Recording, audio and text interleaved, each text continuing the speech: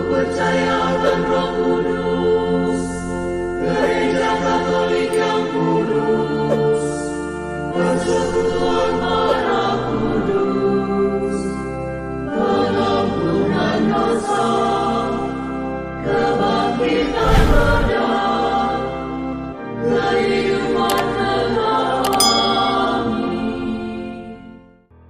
Shalom sahabat Katoliku keren. Sebagai organisasi terbesar di dunia yang berbasis keagamaan, Gereja Katolik memiliki pengaruh yang sangat besar bagi perkembangan peradaban manusia. Tak hanya dari para imamnya, tapi juga dari para umatnya yang ikut berkontribusi memajukan dunia. Dari sekian banyak penemuan dan sumbangan terbesar Gereja Katolik bagi kemajuan dunia, berikut ini 10 penemuan dan kontribusi Gereja Katolik yang paling terkenal yang dilansir dari berbagai situs terpercaya. Langsung saja.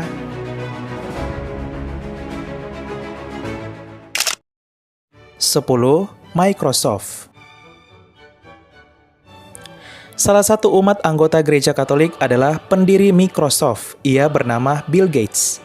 William Henry Bill Gates lahir di Washington DC, Amerika Serikat, adalah seorang tokoh bisnis, investor, filantropis, penulis asal Amerika, serta ketua Microsoft, perusahaan perangkat lunak yang ia dirikan bersama Paul Allen. Microsoft Corporation adalah sebuah perusahaan multinasional Amerika Serikat yang mengembangkan, membuat, memberi lisensi, dan mendukung berbagai produk dan jasa terkait dengan komputer.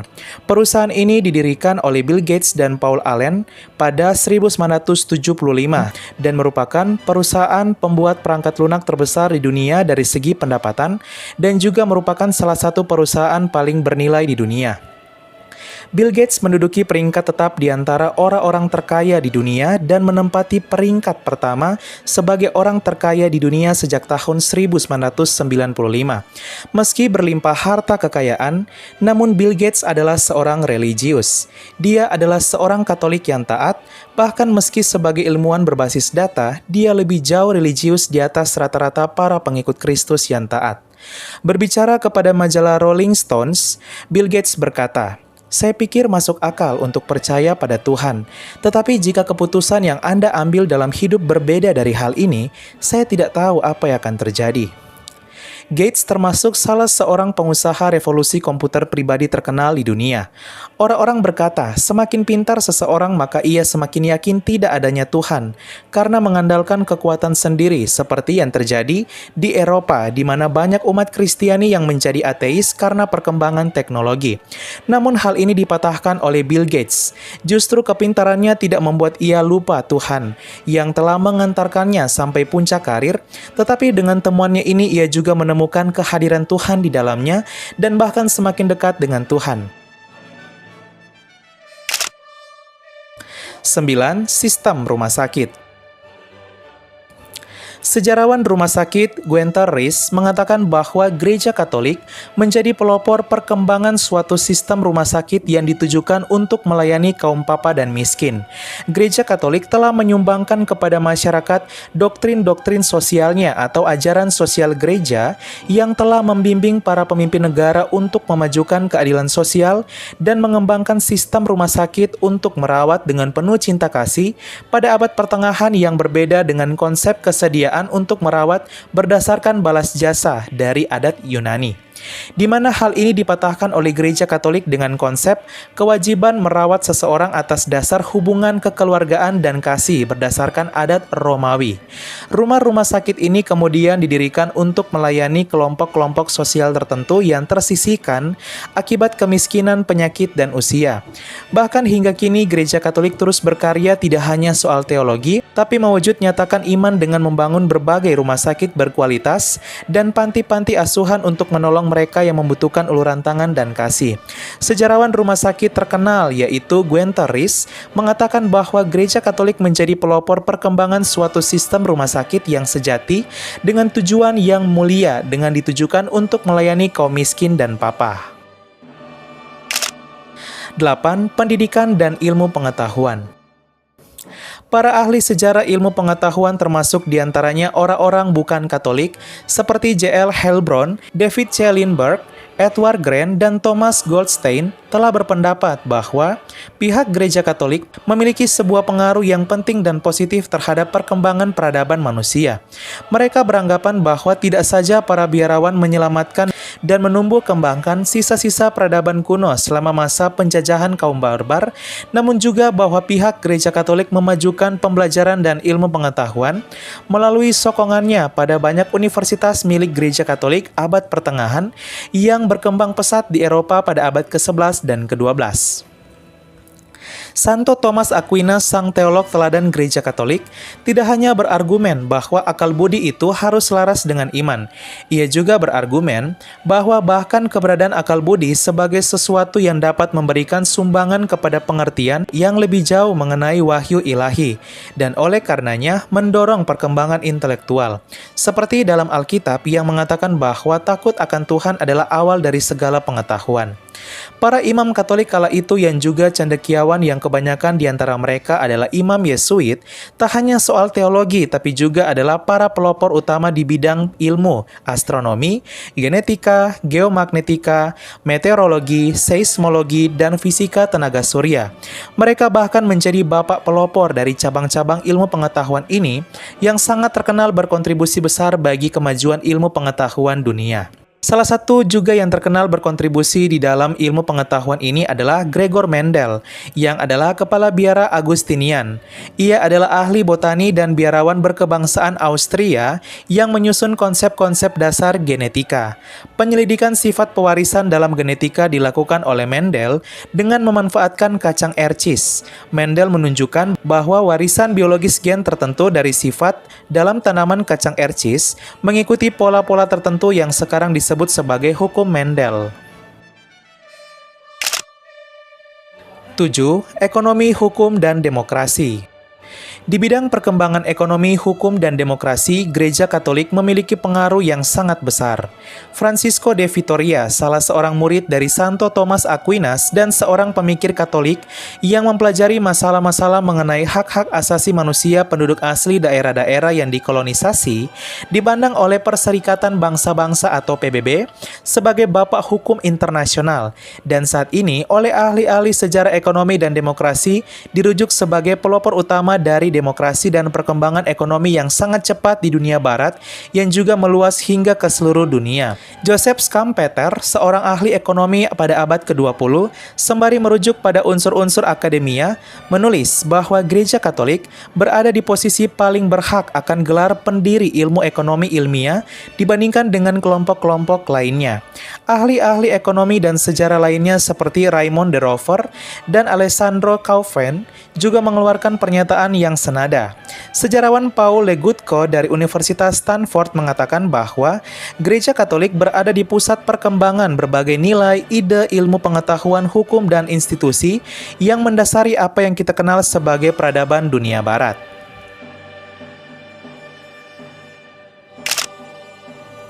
6. Kesenian, sastra, dan musik. Beberapa ahli sejarah memberikan penghargaan kepada Gereja Katolik atas sumbangsinya terhadap kehebatan dan keagungan kesenian dunia barat. Mereka merujuk pada penentangan konsisten Gereja Katolik terhadap gerakan orang-orang yang menolak penggambaran kasat mata terhadap unsur ilahi atau orang-orang yang menghilangkan penggunaan ikon, patung, atau gambar orang kudus di gereja. Itulah sebabnya beberapa gereja kekristenan tidak menggunakan ikon atau gambar orang kudus di gereja seperti patung Yesus, gambar Yesus, patung Bunda Maria, ikon Santo, Santa, dan lain-lain. Keteguhan Gereja Katolik pada pendirian bangunan-bangunan yang pantas sebagai tempat ibadah yang penuh gambar dan ikon, sekaligus menjadi dukungan bagi karya-karya seniman Katolik yang luar biasa sejak zaman Renaissance, seperti Michelangelo, Raphael, Bernini, Borromini, dan Leonardo da Vinci. Di samping semua hal ini, kita juga patut memperhitungkan kekayaan musik-musik berkhas religi yang diciptakan oleh Gereja Katolik yang berkontribusi dalam kemajuan melahirkan musik-musik dunia. Sebuah kekayaan musik Gereja Katolik yang sangat erat dengan kelahiran dan perkembangan tradisi Eropa akan musik klasik, dan tentunya juga semua musik yang telah dipengaruhi olehnya. 5. Alkitab. Banyak yang tidak tahu Alkitab yang dipakai oleh seluruh umat Kristiani dunia adalah pemberian terbesar dari Gereja Katolik kepada kekristenan. Gereja Katolik atas kuasa Paus di Roma telah mengkanonkan kitab suci.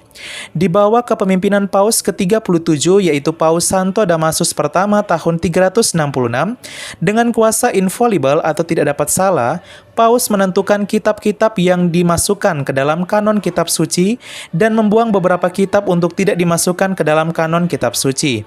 Demikianlah umat Kristen secara umum meyakini bahwa Alkitab yang digunakan sekarang sesuai dengan iman gereja perdana, yaitu Gereja Katolik.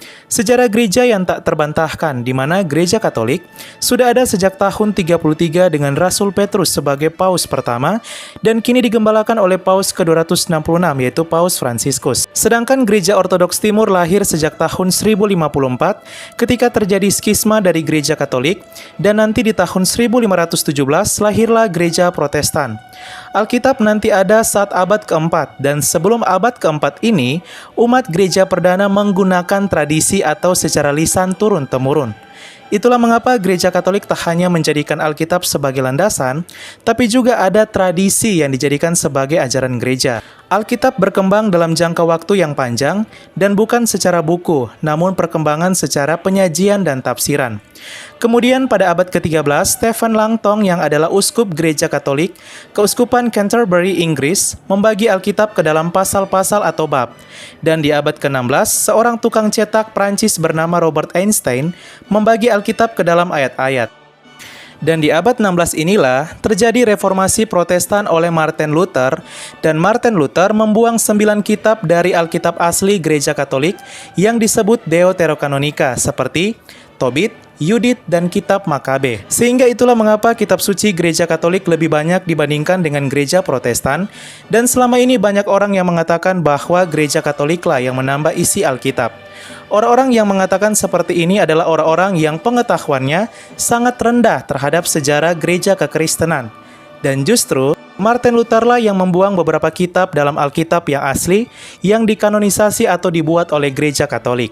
Salinan tertua Alkitab lengkap yang masih terlestarikan hingga sekarang adalah sebuah buku sejak abad keempat awal yang disimpan di Perpustakaan Negara Vatikan, pusat Gereja Katolik dunia, dan dikenal dengan nama Codex Vaticanus.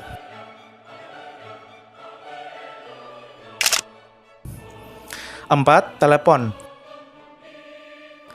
Telepon yang kita pakai sekarang ini bahkan telah bertransformasi menjadi sebuah handphone yang kita gunakan adalah temuan dari salah satu umat Katolik. Ia bernama Antonio Santi Giuseppe Meucci. Ia adalah seorang penemu berkebangsaan Italia yang penemuannya merupakan alat komunikasi modern yang sangat dibutuhkan oleh masyarakat sekarang ini untuk kehidupan sosial, yaitu telepon. Umumnya penemu telepon yang lebih dikenal masyarakat adalah Alexander Graham Bell. Tetapi sepertinya sejarah harus ditulis ulang karena jauh sebelum Alexander Graham Bell sudah ada Antonio Meucci yang menemukannya. Ia telah menciptakan telepon sudah sejak tahun 1849 dan mematenkan hasil karyanya pada tahun 1871. 3. Radio. Siapa sangka salah satu umat anggota Gereja Katolik juga menjadi pelopor besar dalam bidang telekomunikasi. Dia bernama Guglielmo Marconi. Guglielmo Marconi adalah seorang insinyur listrik Italia dan peraih hadiah Nobel. Ia semakin terkenal setelah mengembangkan suatu sistem telegrafi tanpa kabel yang dikenal sebagai radio tahun 1909. Ia lahir di Bologna, Italia pada tanggal 25 April 1874. Anak kedua dari pasangan Giuseppe Marconi, seorang pria Italia kaya raya, dan Annie Jameson yang berdarah Irlandia. Dia menyelesaikan pendidikannya di Liorno dan menikah dengan Maria Cristina Bezzi Scali pada tanggal 15 Juni 1927 dan dikaruniai seorang anak perempuan bernama Maria Elettra Elena Anna Marconi. Marconi menutup usia pada tanggal 20 Juli 1937 di Roma, Italia. 2. Listrik.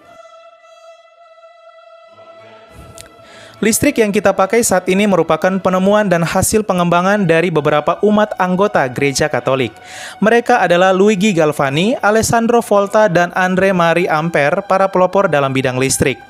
Luigi Galvani adalah seorang fisikawan dan dokter Italia yang tinggal di kota Bologna. Pada tahun 1771, setelah penemuannya dengan membedah kaki kodok, Galvani kemudian berpendapat bahwa efek ini berkaitan dengan sifat-sifat saraf. Namun pendapat akhirnya dinyatakan salah dan dikembangkan oleh Alessandro Volta, seorang anggota Gereja Katolik juga. Alessandro Giuseppe Antonio Anastasio Gerolamo Umberto Volta adalah seorang fisikawan Italia. Ia terutama dikenal karena mengembangkan baterai pada tahun 1800. Ia melanjutkan pekerjaan Luigi Galvani dan kemudian ia berhasil menciptakan baterai Volta. Atas jasanya, satuan beda potensial listrik dinamakan volt. Ia juga menemukan sel listrik, metana, tegangan listrik, dan voltmeter. André-Marie Ampère adalah fisikawan dan ilmuwan Prancis beragama Katolik yang serba bisa yang merupakan salah satu pelopor di bidang listrik dinamis atau elektrodinamika. Bersama dengan Luigi Galvani dan Alessandro Volta, ia pun turut menjadi pelopor pengembangan listrik yang bisa dinikmati dunia saat ini, seperti untuk keperluan pencahayaan ruangan dengan lampu, mengisi baterai HP, menghidupkan TV, dan lain-lain. Ia juga penemu hukum sirkuit Ampere, hukum gaya Ampere, dan hipotesis Avogadro Ampere. 1. Kalender.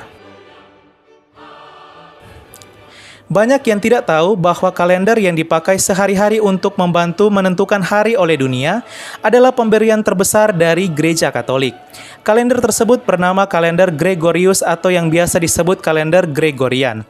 Pemberlakuan kalender Gregorian adalah suatu peristiwa ketika negara-negara mengubah kalender lama mereka menjadi kalender yang baru yang disebut kalender Gregorian yang juga dipakai oleh Gereja Katolik secara universal. Sistem kalender ini saat ini dipakai di seluruh dunia.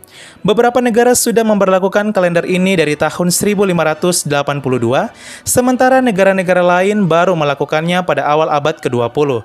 Namun, masih terdapat beberapa negara yang tidak menggunakan kalender ini seperti Ethiopia, Iran, dan Afghanistan. Terdapat pula beberapa negara dan institusi-institusi yang menggunakan kalender Gregorian untuk urusan dunia dan kalender tradisional untuk urusan keagamaan, seperti yang terjadi di negara-negara Eropa Timur termasuk Rusia, di mana mereka menggunakan kalender Gregorian milik Gereja Katolik untuk kehidupan sehari-hari. Sedangkan untuk ritus peribadatan di gereja, mereka menggunakan kalender sendiri yang disebut kalender Julian atau Julian. Itulah sebabnya mengapa Rusia dan beberapa negara Eropa Timur yang mayoritas Ortodoks merayakan Natal bukan tanggal 25 Desember tapi tanggal 7 Januari sesuai kalender Julian. Kalender Gregorian dicanangkan pada tahun 1582 oleh pemimpin Gereja Katolik kala itu, Paus Gregorius ke-13, dalam bula kepausan Intergracissimas untuk memperbaiki perbedaan kesalahan dalam kalender Julian yang mengubah perhitungan tanggal perayaan Paskah. Reformasi yang dicanangkan oleh Sri Paus kala itu hanya berlaku bagi kalender liturgi Gereja Katolik dan negara-negara Katolik seperti Prancis, Brazil, Vatikan, dan Italia. Walaupun perubahan yang dia usulkan adalah perubahan kalender sipil untuk dunia. Agar kalender ini dapat diberlakukan di luar gereja, perlu kesepakatan dari pemerintahan di negara lain. Dan perlahan-lahan, banyak negara mulai memberlakukan secara serentak kalender dari Gereja Katolik ini. Bula yang dikeluarkan oleh Paus menjadi hukum gereja pada tahun 1582 ini tidak diakui oleh Gereja Protestan dan Gereja Ortodoks Timur. Maka dari itu, hari perayaan Paskah gereja-gereja ini jatuh pada tanggal yang berbeda dengan Gereja Katolik. Namun kemudian perayaan Paskah Gereja Protestan sudah sama dengan Gereja Katolik. Sedangkan perayaan Paskah bahkan Natal Gereja Ortodoks Timur tetaplah berbeda karena mereka tetap menggunakan kalender Julius atau Julian milik budaya Bizantin. Bonus, sumbangan terbesar Gereja Katolik bagi Indonesia. Salah satu sumbangan terbesar Gereja Katolik bagi Indonesia datang dari salah satu umatnya, yaitu Wage Rudolf Supratman atau W.R. Supratman. Wage Rudolf Supratman, siapa sangka, ialah pencipta lagu Indonesia Raya yang dikumandangkan saat kemerdekaan Indonesia. Buku Sejarah Nasional edisi pertama yang ditulis oleh M. Sapija dengan jelas menulis bahwa Wage Rudolf Supratman juga adalah seorang Katolik. Demikian pula data dari Keuskupan Agung Jakarta menulis bahwa Wage Rudolf Supratman adalah anggota Gereja Katolik. Masih banyak orang yang juga mengatakan bahwa Wage Rudolf Supratman bukan seorang Katolik. Jika kita membiarkan pemalsuan sejarah, maka kita telah membiarkan kejahatan merajalela, dan akibatnya fatal di kemudian hari. Pemalsuan sejarah adalah kejahatan, maka kejahatan harus kita lawan. Wage Rudolf Supratman atau dikenal dengan W.R. Supratman lahir di Purworejo, Jawa Tengah pada tanggal 9 Maret 1903. Ayahnya bernama Jumeno Kartodikromo, seorang tentara Kniel Belanda, dan ibunya bernama Siti Senen. Wage Rudolf Supratman adalah anak ketujuh dari 9 bersaudara. Ia adalah seorang penganut Katolik yang taat dengan nama baptis Rudolf, dan Santo Rudolf Gubbio yang adalah uskup Gubbio Italia menjadi pelindungnya. Wage Rudolf Supratman merasa tertantang ketika membaca sebuah majalah Belanda di mana penulis karangan itu menantang ahli-ahli musik asli Indonesia untuk menciptakan lagu kebangsaan. Ia tertantang lalu mulai menggubah lagu. Ketika beliau di Bandung pada tahun 1924, lahirlah lagu Indonesia Raya. Lagu Indonesia Raya pertama kali dikumandangkan di depan umum pada saat itu. Semua yang hadir terpukau mendengarnya. Dengan cepat, lagu itu terkenal di kalangan pergerakan nasional. Wage Rudolf Supratman adalah komponis Indonesia pertama yang menciptakan lagu-lagu pujian untuk perjuangan. Pada tahun 1938, ia menutup usia berbahagia bersama para kudus di surga. Dan 7 tahun kemudian, tahun 1945, lagu ciptaannya dikumandangkan menjadi lagu kebangsaan Indonesia. Meski ia tidak sempat melihat karyanya dikumandangkan saat kemerdekaan Indonesia, namun sebagai seorang Katolik ia telah memberikan yang terbaik untuk negeri ini dengan penuh ketulusan seperti Kristus. Ia diberikan gelar sebagai pahlawan nasional Indonesia dan salah satu dari 10 pahlawan nasional Indonesia yang beragama Katolik.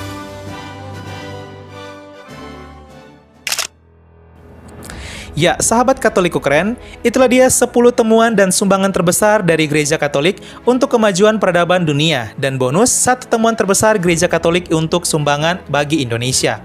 Selamat datang di Gereja Katolik yang menginjil bukan dengan debat, adu teologi maupun menyebarkan brosur, tetapi dengan perwujudan iman yang nyata dalam kehidupan melalui teladan kasih dan karya sosial seperti Kristus. Tak mengherankan, Gereja Katolik mampu mendirikan berbagai institusi pendidikan baik sekolah maupun universitas, berbagai pelayanan kesehatan seperti rumah sakit, maupun yayasan sosial yang unggul dan berkualitas serta hadir dimanapun untuk melestarikan budaya setempat bukan untuk menghilangkan budaya setempat, serta membangun sumber daya manusia setempat, tanpa membatasi suku, budaya, bahasa, dan negara. Itulah kekuatan terbesar Gereja Katolik, mampu membaur dan mampu melestarikan budaya dimanapun. Bangga menjadi anggota Gereja Katolik. Semoga ke depan semakin banyak karya Gereja Katolik yang lahir bagi kemajuan bangsa dan juga dunia, tak hanya dari para imamnya atau para pastor dan para suster, tapi juga dari para umatnya. Jangan lupa share atau bagikan video kami ini agar semakin banyak orang yang bangga dengan imannya, dan ketika sudah mengetahui fakta ini, maka ia akan berkata, Katoliku keren. Sekian dan terima kasih. Dominus Nobiscum Pace Ebene, berkah dalam dan Tuhan memberkati. Keluarga kami dibangun dari berbagai bangsa, baik orang tua maupun muda, kaya dan miskin, pria dan wanita, orang yang berdosa maupun yang kudus. Keluarga kami selama berabad-abad telah ada di dunia ini. Dengan rahmat Tuhan, kami membangun rumah sakit dan merawat orang sakit, membangun panti-panti asuhan untuk membantu orang miskin. Kami adalah organisasi berbasis keagamaan terbesar di dunia, memberikan penghiburan bagi mereka yang membutuhkan. Kami mendidik lebih banyak orang dibandingkan organisasi lain. Kamilah yang mengembangkan metode ilmiah dengan pembuktian yang ilmiah juga. Kami mengembangkan sistem pendidikan dunia dan memperjuangkan hak dalam kehidupan setiap manusia maupun juga dalam pernikahan dan keluarga. Banyak kota di dunia diberi nama orang kudus kami menjadi inspirasi atas jalan suci mereka. Dibimbing oleh Roh Kudus, kamilah yang membuat Alkitab dan melestarikan tradisi suci. Roh Kuduslah yang masih terus membimbing kami hingga lebih dari 2000 tahun. Kami adalah Gereja Katolik. Dengan jumlah anggota keluarga lebih dari 1 miliar, memberikan sakramen sebagai pemenuhan hidup iman Kristiani. Selama berabad-abad kami selalu berdoa untukmu dan juga untuk dunia, setiap jam dan setiap hari dalam misa yang kudus. Yesus sendirilah yang mendirikan gereja kami ketika ia mengatakan kepada Petrus, pemimpin gereja Katolik pertama, "Engkau adalah Petrus dan di atas batu karang ini akan kudirikan gerejaku." Selama 2000 tahun kami memiliki garis kepemimpinan yang tak terputus, yang membimbing gereja Katolik untuk mengasihi dunia yang saling melukai di dalam dunia yang dipenuhi kekacauan dan luka. Sungguh meneguhkan jika kami mengetahui bahwa ada yang tetap berada dalam kebenaran sejati yang kuat, yaitu iman Katolik. Cinta kasih yang kekal dari Tuhan dianugerahkan kepada seluruh ciptaannya. Jika Anda jauh dari gereja Katolik, Kami mengajak Anda untuk mengunjungi Gereja Katolik hari ini karena kami selalu terbuka. Kami adalah keluarga besar yang dipersatukan oleh Yesus Kristus yang adalah Tuhan dan Juru Selamat kami. Kami adalah Gereja Katolik, selamat datang kembali ke rumah yang sejati.